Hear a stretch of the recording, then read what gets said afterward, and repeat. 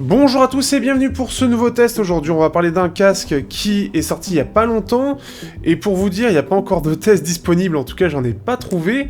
On va parler du JVC HA-S100N, si je me trompe pas, le premier casque de chez JVC haut de gamme avec réduction de bruit active, et c'est un casque très intéressant. Il est vendu 300 €, il a donc de la réduction de bruit active, et il a un design très à lui et qui fait repenser un peu à du Sony, et il se met un peu face à lui. JVC, ça fait très longtemps que je les avais pas testés, puisque je les avais testés avant... il y a 6 ans, hein. Dites-vous bien qu'à l'époque, on découvrait un peu le Bluetooth 4, et il y avait encore des casques qui sortaient en Bluetooth 3.0, donc ça fait très longtemps, et là, depuis, ils ont sorti d'autres casques, bien évidemment, mais là, il y a quand même une annonce très intéressante avec ce casque assez haut de gamme, qui va au bout du truc, et je vais en parler plus précisément juste après.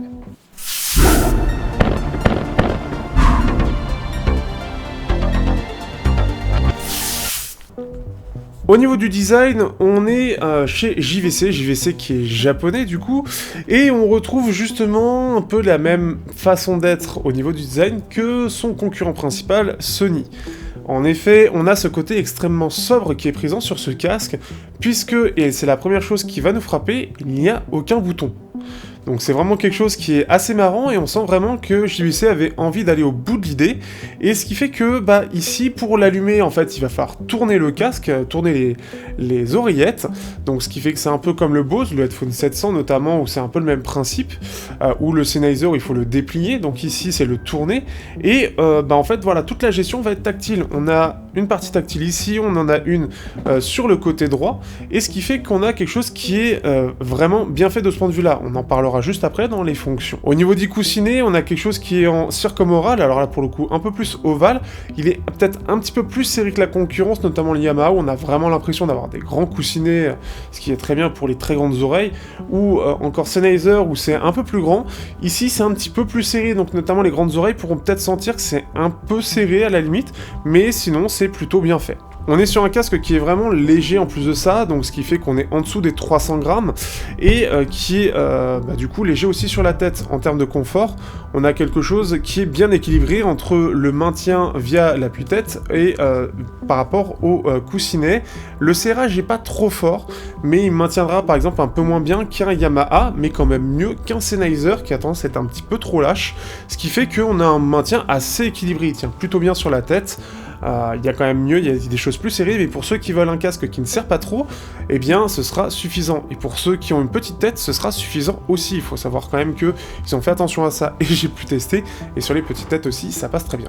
On remarquera une petite chose, si vous le sentez, c'est un peu normal sur l'arrière, au niveau du coussinet arrière, on sentira l'oreillette, hein, le coussinet est un petit peu rentrer dans l'oreillette, donc c'est un peu normal, c'est un petit peu particulier, mais ça fait partie du design, ça fait partie du coussinet qui a été designé comme ça. Si jamais vous l'achetez, vous serez au courant. Mais globalement, en tout cas, il est vraiment pas mal, et ce qui est vraiment marrant, c'est d'avoir juste une LED, l'USB-C et le jack comme seules choses qui sont présentes autour du casque, et tout le reste est tactile. C'est vraiment très intéressant, et on sent que JVC avait envie d'aller au bout de l'idée du côté tout tactile. Et surtout, le plus sobre possible.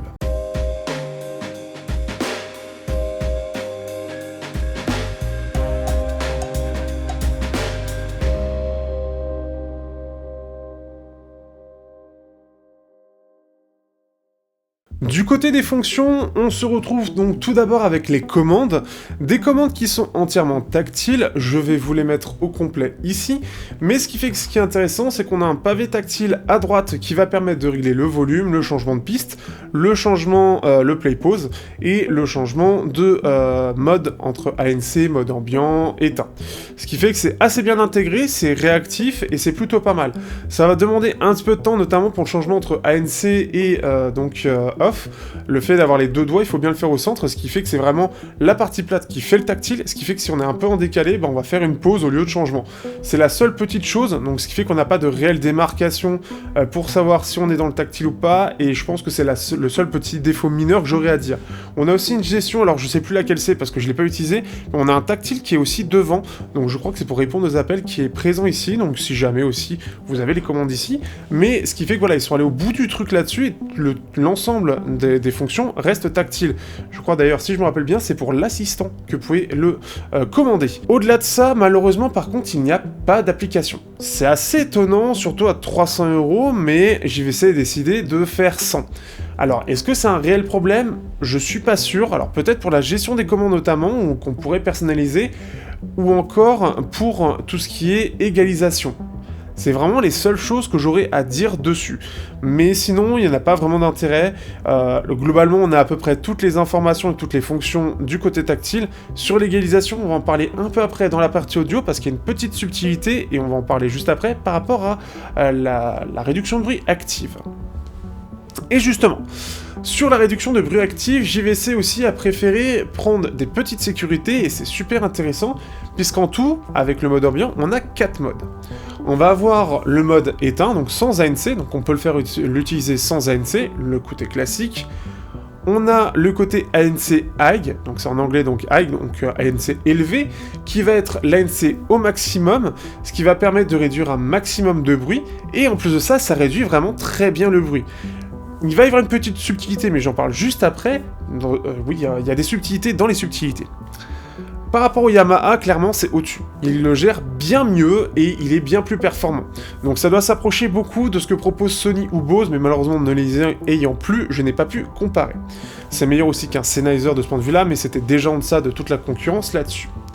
On a un ANC low, donc faible, qui est présent, donc ce qui fait qu'il va enlever beaucoup moins de bruit, il en enlève un peu, ça reste très léger, et c'est en fait pour répondre aux personnes qui sont sensibles à la pression que provoque l'ANC élevé, et dont certains n'apprécient pas le rendu. D'autres concurrents le font, et ici on peut le gérer aussi, et c'est plutôt une bonne chose, sachant qu'on n'a pas de gestion applicative pour la gestion de l'ANC, on a 2 modes, c'est plutôt une bonne idée. Et on a le mode ambiant qui va permettre de restituer donc tous les sons de la pièce, tous les sons de l'ambiant tout simplement. Et il est extrêmement efficace aussi, il est clairement comme le AirPods Max et comme le Yamaha, parmi les meilleurs que j'ai entendus. Donc c'est très impressionnant, et le travail qui a été fourni par JVC est vraiment excellent de ce point de vue-là, et il n'y a rien à dire. Juste une petite chose en plus, et ça je trouve ça assez marrant, il y avait quelque chose de bizarre dans l'ANC qui m'avait un peu faussé mon idée.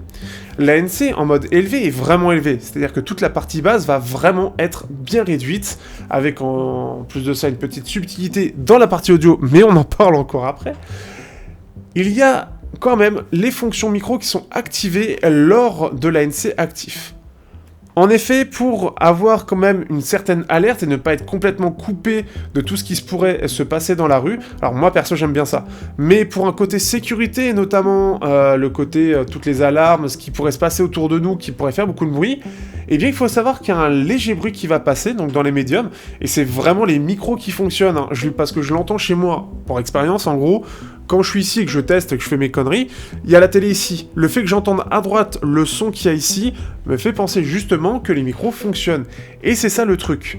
C'est que au-delà de l'ANC qui va enlever tous les bruits parasites, vous avez quand même une petite plage qui est présente de manière sécurisée, où il fait passer un peu de son qu'on va percevoir et qui va nous permettre de rester en alerte sur ce qui se passe autour.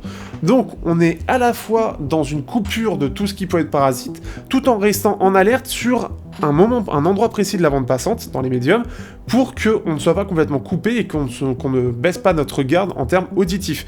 C'est plutôt une bonne chose, et je crois que personne d'autre le fait.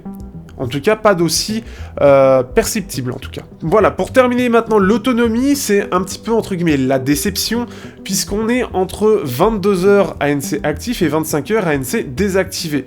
Ça reste très correct, hein, on est quand même au-dessus d'un AirPod Max ou des Bose qui sont en dessous des 20 heures, enfin du Bose Headphone 700, ou encore du Sennheiser, hein, qui est aux alentours de 20 heures, si je me souviens bien aussi, mais ça reste en dessous des ténors du genre, Marshall, Sony, du coup, les QC30, 45 je crois qui sont aussi au-dessus des 30 heures, le Yamaha qui a 35 heures, bref, tout cela sont au-dessus de 30 heures, donc ça aurait pu être bien d'aller là-dessus, alors peut-être ça aurait alourdi le casque, mais c'est un petit peu le petit, entre guillemets, bémol. 25 heures c'est très correct, hein, 22 heures c'est plutôt bien, mais c'est dans la moyenne un peu basse de la concurrence.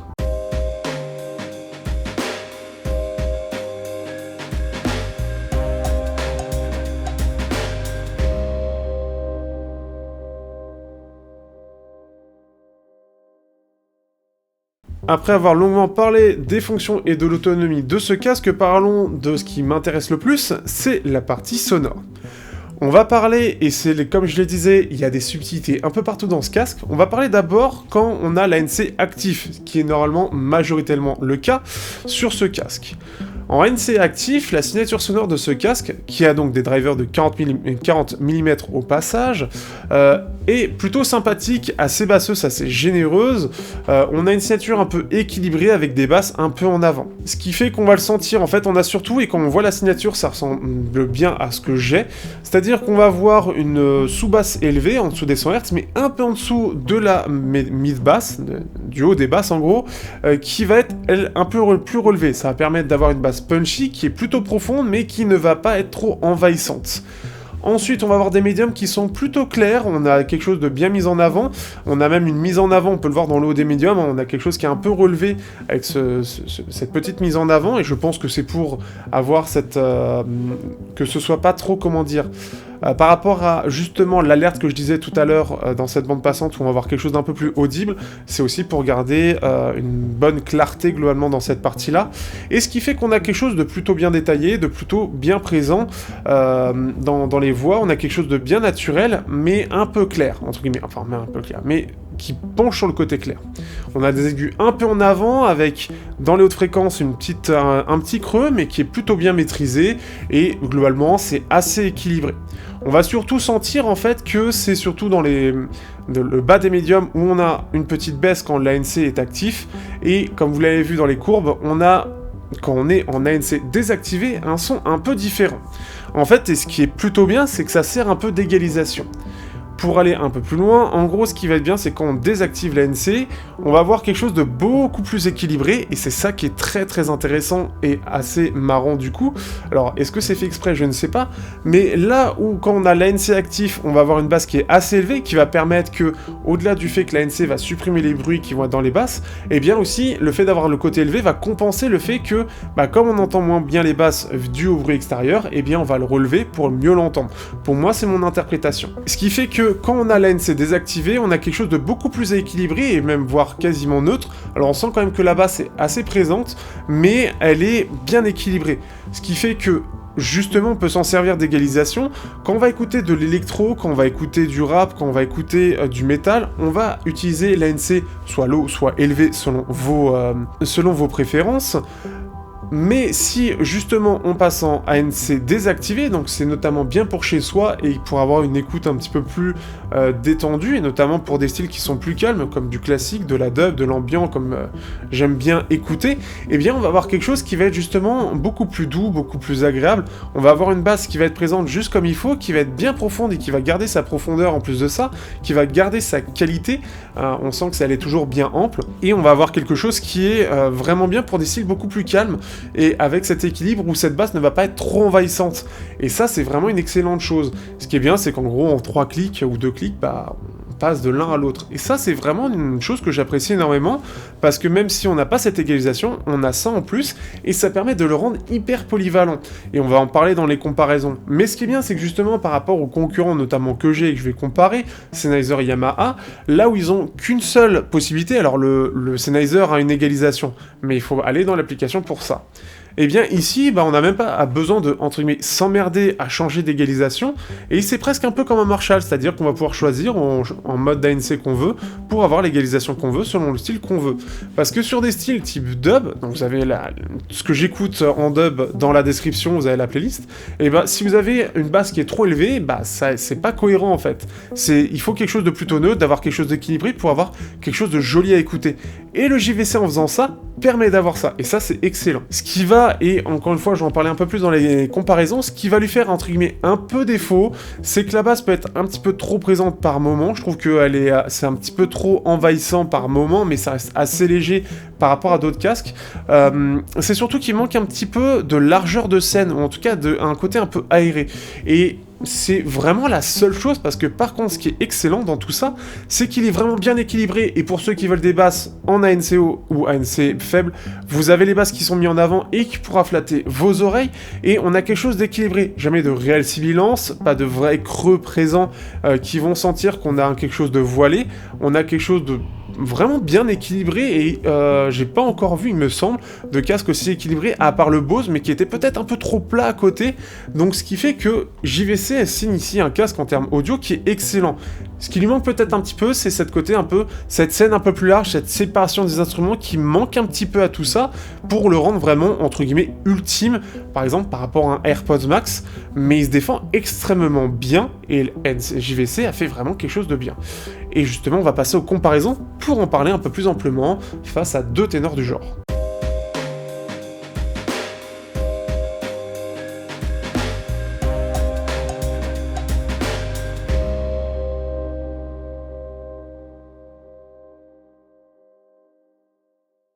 On va commencer avec tout d'abord le Yamaha YH-ES-E700A. Oui, les japonais, les noms, c'est vraiment pas leur domaine, hein. C'est pas des noms très très commerciaux. Le Yamaha, en termes de signature, ressemble plus à un espèce de petit W. On a une sous-basse extrêmement élevée, avec un creux dans la basse pour donner justement un peu cette clarté du coup, des médiums mis en avant avec des aigus un peu en retrait pour donner un côté un peu chaleureux aux voix, et une petite mise avant au niveau des hautes fréquences et au niveau des cymbales, pour donner beaucoup de clarté, un côté détaillé. Ce Yamaha est hyper dynamique et très très fun. Du coup, le JVC en comparaison fait un petit peu plus sage, notamment dans la sous-basse, mais par contre avec des basses un peu plus élevées. Ce qui fait qu'on sent que le Yamaha est très fun au niveau des basses, mais permet vraiment de se détacher des médiums avec un creux dans le haut des basses, justement, pour avoir quelque chose qui ne mange pas les médiums et qui ne soit pas désagréable à écouter. C'est un petit peu vraiment la grosse différence et le gros avantage du Yamaha, mais le JVC, lui, se rattrape avec quelque chose d'un petit peu plus constant pour ceux qui veulent quelque chose d'un peu plus neutre, entre guillemets, et on a un casque qui est assez équilibré pour à peu près tout, comme je l'ai déjà dit, là où le Yamaha va vraiment être dédié pour des styles fun, des styles qui tapent. Donc tout ce qui est réellement métal, rap, etc., c'est vraiment dédié pour ça. Le JVC reste un peu plus calme, donc il est plus polyvalent, et encore une fois, avec son changement d'ANC, on peut avoir quelque chose qui va être beaucoup plus doux et bien meilleur pour d'autres styles. Donc le Yamaha est vraiment fun, mais agréable. Ce que j'ai remarqué aussi, et chose importante, c'est que le réglage du volume du côté du JVC est lui beaucoup plus fin, et en plus de ça, la limite reste vraiment entre guillemets limitée. D'une part, vous évitez de vous éclater les oreilles, et ça c'est une excellente chose. De l'autre, le réglage est un peu plus fin, ce qui permet d'avoir quelque chose d'un peu plus précis pour le volume, qui permet de vous adapter réellement à vos envies. Sur le Yamaha, on a des moments où le volume est un peu trop brutal, le changement est un peu trop brutal, et ça aurait été bien d'avoir un petit intermédiaire pour certaines fois. C'est là où c'est un petit peu dommage. Pour l'ANC, en plus de ça, le Yamaha se comporte plutôt pas mal, hein, mais le JVC est clairement au-dessus. Et ça, c'est une chose auquel je m'attendais pas forcément. L'avantage, c'est surtout le côté global du JVC qui est vraiment équilibré, et surtout, encore une fois, ce changement de signature qui permet d'être très efficace. Ce qui fait que ça rend le JVC hyper polyvalent, ça rend, il est encore meilleur en termes d'ANC sans être complètement coupé du monde, et ça c'est aussi quand même une bonne chose pour éviter des accidents bêtes parce qu'on n'a pas regardé ou on n'a pas entendu, c'est surtout ça. Donc ce qui fait que c'est vraiment une excellente chose, et le JVC est un excellent concurrent au Yamaha. Encore une fois, et c'est le même problème que je disais avant, ça manque un petit peu en termes de séparation des instruments, en termes d'aération, un petit peu de tout ça. On sent que c'est peut-être un petit peu trop fermé, un petit peu trop feutré en termes de son, là où le Yamaha semble un peu plus ouvert, semble un petit peu plus respiré. Alors est-ce que c'est le design du casque qui fait ça? Je ne sais pas, mais ça se ressent. Et c'est d'ailleurs un peu la même chose du côté de son autre copain que j'apprécie toujours d'ailleurs, c'est le Sennheiser Momentum 3. Les deux sont relativement similaires entre le Momentum 3 et le JVC en termes de qualité sonore. Mais du coup, alors déjà je le disais un petit peu avant, mais en termes de design, je trouve que le JVC est bien plus confortable, il tient mieux sur la tête, il fait moins lourd, et ce qui fait on l'oublie un peu plus et on a moins cette sensation d'avoir un gros truc sur la tête. Donc ça c'est déjà une première chose. Deuxième chose, ça c'est un peu plus évident, et je l'avais dit, alors autant je l'ai pas dit pour le Yamaha, mais le mode ambiance sont quasi équivalents face au Sennheiser. Le mode ambiance du Sennheiser est complètement à l'ouest, mais c'est déjà un peu vieux. On va plus se concentrer sur la partie sonore, parce que l'ANC, lui, pareil, il est beaucoup trop derrière pour tenir la comparaison. Le Sennheiser reste encore un excellent concurrent. Il a une excellente gestion sonore, et le JVC n'est pas si loin que ça, entre guillemets. Alors, c'est même très proche, et les différences sont assez subtiles. En gros, le Sennheiser va avoir une sous-basse un peu plus élevée, ça se ressent, donc elle va être un peu plus vibrante, un peu plus profonde, mais elle va être un peu moins impactante. Ça, c'est une première chose. La deuxième chose, on va avoir des médiums qui sont bien en avant du côté de JVC, et des aigus bien en avant aussi. Sur le Sennheiser, c'est un petit peu plus en retrait, et je pense que les pics et les creux qu'on a font jouer un petit peu la balance du côté de Sennheiser pour avoir ce côté un petit peu plus aérien, cette séparation des instruments un peu meilleure, et on a l'impression d'avoir une scène beaucoup plus grande. Je pense que ça joue un peu avec nos oreilles, et ce réglage est précisément ici pour ça. En tout cas, c'est ce que je suppose. Ce qui fait qu'on a cette impression chez Sennheiser d'avoir quelque chose d'un petit peu plus, un peu plus doux, un peu plus grand, un peu plus large, qui fait que ça donne une impression de meilleure qualité.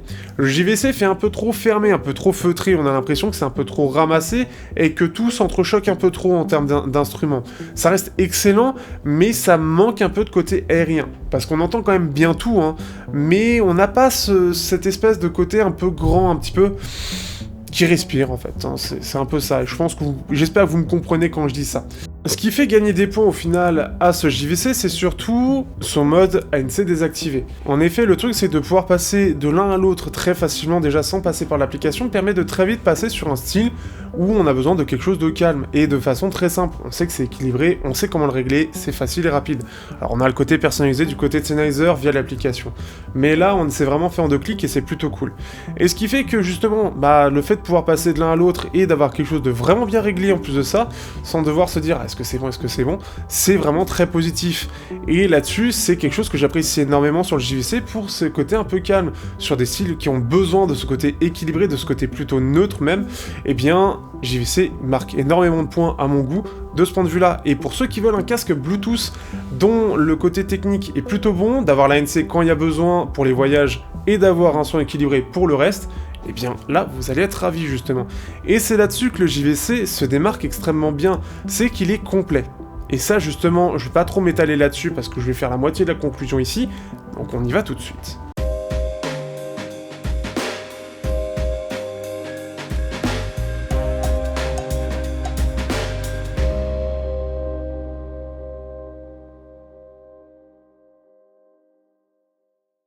Donc au final, que penser de ce JVC HAS100N? Eh bien c'est un excellent casque. J'ai pas vu encore malheureusement d'écho comme je l'ai dit plus tôt, donc je peux pas trop me positionner par rapport à d'autres et savoir si je suis dans le vrai ou si je me fais des idées. Mais de ce que je pense que c'est un excellent casque. On pourra mettre en avant réellement le fait qu'il ait un ANC performant, que malgré ça on a quand même une alerte dans les médiums, et je trouve ça quand même à mettre dans les points positifs, parce que même si on est coupé, on a quand même un moment où on va entendre des choses. Et c'est plutôt une bonne chose, hein, je trouve vraiment, pour ne pas être complètement coupé du monde, et si on ne voit, on peut pas voir derrière nous, mais on peut l'entendre, avec l'ANC on l'entendra pas. Et c'est le fait de l'avoir, de pouvoir savoir ce qui se passe un petit peu autour de nous, c'est vraiment très bien. Je trouve que c'est une excellente chose. L'autre chose, c'est la qualité sonore qui est vraiment très bien, mais qui manque un petit peu d'espace. C'est vraiment ça, hein, le côté un petit peu plus grand en termes de scène, un petit peu plus séparation d'instruments présents, c'est un petit peu ça qui manque, mais c'est quand même extrêmement bien réglé, je trouve, à mon goût. Techniquement, c'est très bon aussi, c'est bien détaillé, et c'est une chose à noter. Ce qui va vraiment faire le plus, c'est que au-delà de l'ANC, quand on le désactive, on va avoir un son équilibré. Et cela en 2-3 clics pour passer au mode off. Et c'est un truc simple, mais c'est vrai que quand on est chez soi, on n'a pas besoin de l'ANC. On le désactive et on peut écouter des choses qui sont calmes et qui ont besoin en général quand même d'être dans un moment calme pour en profiter pleinement. Du classique et toutes les subtilités, toutes les petites choses en plus, on peut plus les entendre chez soi. Et ça fait vraiment casque à tout faire et c'est vraiment une excellente chose. Vraiment, je trouve que c'est vraiment très très bien. En plus de ça, le design reprend le design, en tout cas les bonnes qualités des designs que l'on connaît chez la concurrence, qui fait qu'il est très confortable, il est très léger et il est sobre, spécial Japon. On est sur la même longueur d'onde de ce point de vue-là. On a une relative autonomie, et c'est un peu le défaut qui va ressortir, c'est qu'il a une bonne autonomie, mais qui se détache pas de la concurrence. Ce qui est même assez marrant, c'est qu'il est entre deux. C'est-à-dire qu'il est pas au-dessous des 20 heures, mais il est pas au-dessus des 30 heures. Là où se situent les ténors du genre en général. Il est un peu entre les deux. Donc c'est assez marrant pour le noter, mais c'est dommage, ça aurait pu être un petit peu mieux pour avoir moins ce besoin d'être présent, de recharger plus ou moins. Vous m'avez compris, j'aurais préféré les 35 heures du Yamaha, en gros, hein, c'est ça. mais c'est une petite chose. L'autre chose, c'est le manque d'application et de ne pas pouvoir régler soi-même l'égalisation ou des pré-réglages, là où la plupart des concurrents à ce prix-là ont une application et permettent ça, ici ce n'est pas le cas. C'est un peu dommage, est-ce que ça arrivera plus tard? Je ne sais pas, mais je ne pense pas. En tout cas, ce n'est pas prévu. Ça sera quand même contrebalancé par une chose assez positive, on a Google Pair dessus. Et ça permet de le pairer un peu à la AirPods justement, comme certains le font. Sony le fait aussi, Bose aussi, de Sonir. On a Jabra qui le fait, bref, il y en a de plus en plus, mais on a le Google Fast Pair et ça permet de le connecter facilement. Et donc même aussi de le connecter facilement à un smartphone qui n'a jamais été connecté dessus, mais reconnaît que c'est le vôtre. Et ça, c'est une chose quand même positive à mettre, parce que c'est aujourd'hui quelque chose que les gens veulent, quelque chose de simple à pairer. Et donc là, ça répond très bien.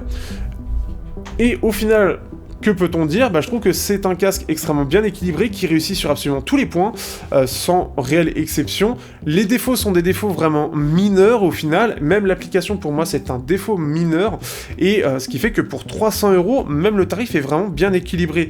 Il va pas aller dans les 400 €, il va pas aller dans la démesure, mais au contraire dans quelque chose de moyen, dans le panier haut quand même, 300 € c'est le panier haut de gamme, mais sans aller sur quelque chose de trop cher, comme par exemple le L700A de Yamaha à 500 €, c'était très très cher. Donc, clairement, ce JVC me surprend énormément. Il coche toutes les cases, toutes les bonnes cases, et il ne se rate sur aucun point. Il n'y a pas réellement de point où il se rate. Pour ceux dont l'application est absolument indispensable, vous pouvez la cocher, mais c'est tout. Donc c'est un casque que je recommande vivement, surtout pour ceux qui veulent un son équilibré et qui est facile à utiliser. C'est vraiment très bien, et même pour ceux qui veulent un ANC de très bonne qualité avec des belles basses, vous allez apprécier aussi. Bref, un quasi, on va dire, quasi sans faute, voire sans faute de JVC, et ça c'est vraiment très bien, ça amène un peu plus de concurrence, et là le Sony peut peut-être se faire un petit peu plus de mouron. En tout cas, bravo JVC.